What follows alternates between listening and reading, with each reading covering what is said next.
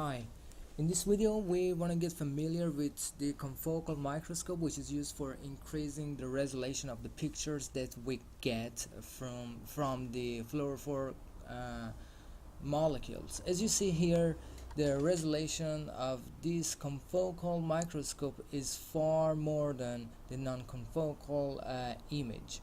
As you see, this part of the image taken by the non-confocal microscope is somehow blurry, and this part has the higher resolution. But how does the confocal microscope work? Here's the basic idea behind the confocal microscope. We use the laser, which passes through a pinhole aperture, and after being reflected by the dichroic mirror, the same one that we described in the previous microscope, it will pass from an objective lens and reach only these fluorophores, which are located onto this plane of the specimen.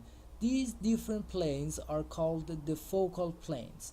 But just be a little more precise. You see that when this excitation light is coming downward into this region, not only this part, the fluorophores in this part are excited, but only the fluorophores in these focal planes are excited as well. So all the fluorophores in all of these focal planes will emit the light towards the observer or the camera detector, which is located here.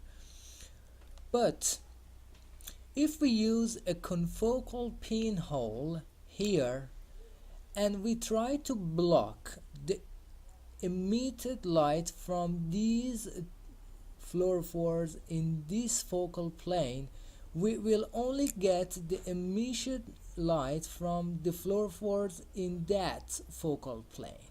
And here is how it works. You see that the emission light will pass through the objective lens, and it will directly go through the pinhole, the confocal pinhole, into the detector. But for the fluorophores which emit light from this confocal plane, the emitted light will somehow be blocked by this confocal pinhole. It will diverge and it will not be able to pass through this pinhole to reach the detector. But the disadvantage of this technique is that in order to get the pictures of the whole sample, because the whole sample is not only one spot that we are emitting, we have to scan the X and Y plane, by changing the different angles of the dichroic mirrors. Here we can move on the XY plane, and also some of the confocal microscopes gives us the capability to scan the specimen on the Z-axis as well.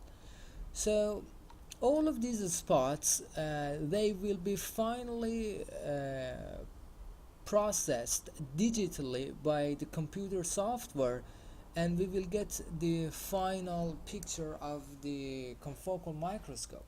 But we have to notice that because the final image is produced by the use of the software, they may contain the errors and the artifacts.